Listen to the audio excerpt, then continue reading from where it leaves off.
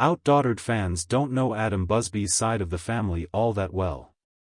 Actually, they very seldom, if ever, feature on the TLC show. Recently, one of his sisters started sharing that her daughter, Adam's niece, faced a tough time.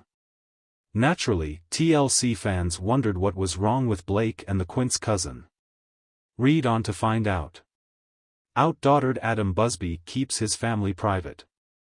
Occasionally, fans will hear about the family that lives in Lake Charles, Louisiana. For example, when Hurricane Laura hit the place, there was a lot of devastation, so Danielle started collecting goods to ship up there. At the time, she mentioned Adam's sister Kayla. Nana and Papa, Grandma, Kayla and David and the girls. Along with all our aunts, uncles, cousins, and so many friends have so much to rebuild. The whole entire city needs to be rebuilt. Adam Busby has another sister named Clarissa, but very little is known about her.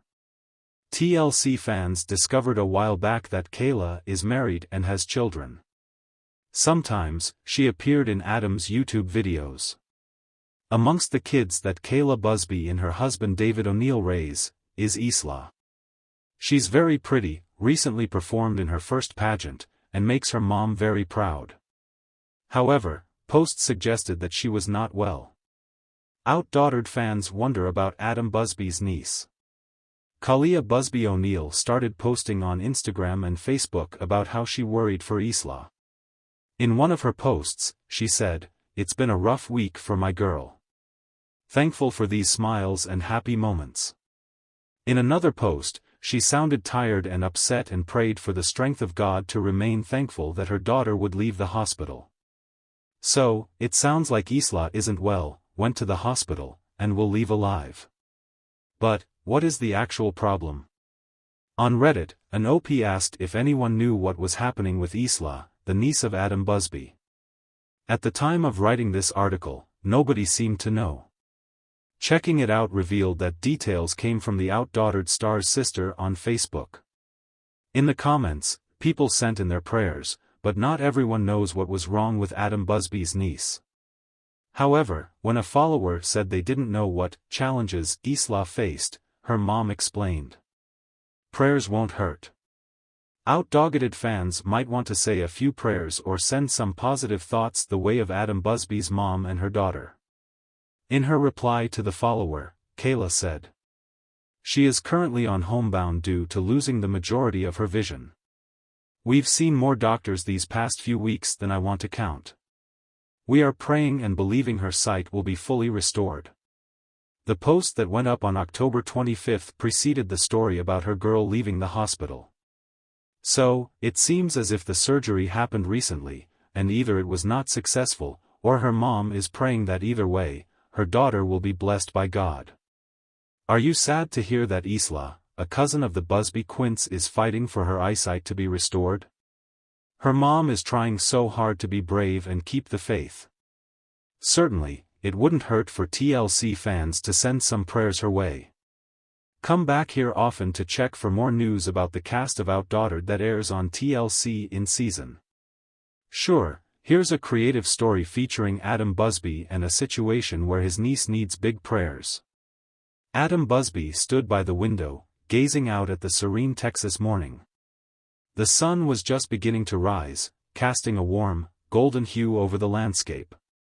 It was a scene that usually brought him a sense of peace, but today his heart was heavy. Danielle, his wife, walked into the room, her expression mirroring his concern. She placed a comforting hand on his shoulder. "Any news yet?" she asked softly. Adam shook his head. "Not yet. I feel so helpless." Their niece, Emily, had been rushed to the hospital the previous night. She was only 12 years old, a bright and spirited girl who had always been full of life. But now, she was fighting for that very life in the ICU, battling a severe infection that had suddenly taken hold. The Busby household, usually filled with the laughter and chaos of their quintuplet daughters, was unusually quiet. The girls sensed the gravity of the situation, and even their usual antics were subdued.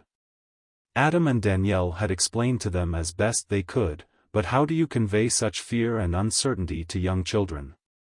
Danielle led Adam to the couch, where they sat together, seeking solace in each other's presence. "We have to keep praying," she said. "Emily's strong, and she's got a whole lot of love and prayers coming her way." Adam nodded. "I know. I just wish there was more we could do." Meanwhile, at the hospital, Emily's parents, Sarah and Tom, were keeping a vigilant watch over their daughter.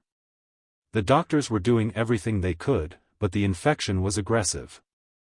It was a waiting game now, and every minute felt like an eternity.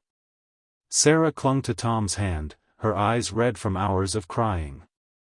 "She has to pull through this," she whispered. "She's our baby." Tom held her tightly, trying to be strong for both of them. "She will. She's a fighter, just like her mom." Back at the Busby house, the family gathered in the living room. Adam and Danielle had decided to have a family prayer session, inviting friends and neighbors to join them in a circle of support. The quintuplets, Blake, and a few close friends sat together, holding hands and bowing their heads. Adam led the prayer, his voice steady but filled with emotion. "Dear God, we come to you with heavy hearts, asking for your healing touch for Emily. Please guide the doctors and nurses who are caring for her. Give strength to Sarah and Tom, and bring peace to our family. We trust in your love and mercy. Amen." As the prayer concluded, there was a moment of silence, followed by a murmur of amens from everyone in the room.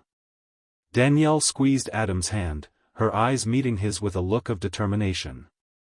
They would not give up hope. Hours turned into days, and Emily's condition remained critical. The Busbys visited the hospital as often as they could, offering support and comfort to Sarah and Tom. Adam spent many sleepless nights worrying, his thoughts consumed by his niece's fight for survival. One evening, as Adam sat in the hospital chapel, he found himself overwhelmed with emotion. He had always believed in the power of prayer, but now he needed something more. He needed a sign that everything would be okay. Just then, an elderly woman entered the chapel and sat beside him. She had kind eyes and a gentle smile. "You look like you could use some company," she said softly. Adam nodded, grateful for the presence of a stranger in this moment of vulnerability. "My niece is very sick," he explained. "We've been praying for her, but it's hard to stay hopeful." The woman placed a hand on his. "I understand. Prayer is powerful, but so is faith. Sometimes, we have to trust that there's a greater plan, even if we can't see it."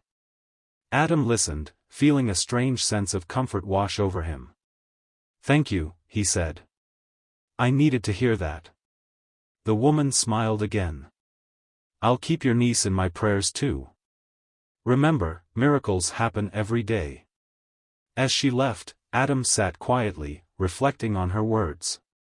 He felt a renewed sense of hope, a glimmer of faith that he had almost lost. He stood up, determined to carry that hope back to his family.